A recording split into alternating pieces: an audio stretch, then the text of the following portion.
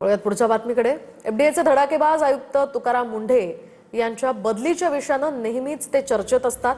नागपुरातील आयोजित आरोग्य शिबिरात तुकाराम मुंढेंनी ब्लड टेस्ट केली आणि त्यांचा रिपोर्ट यायला किती वेळ लागेल असा प्रश्न विचारताच लवकर व्हायला ही काय बदली आहे का असा मिश्किल टोला मुंढेंनी लगावताच उपस्थितांमध्ये एकच हशा पिकला.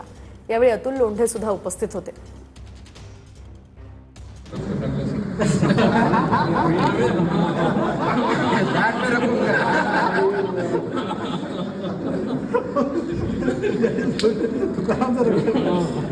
जपणार नाही आता.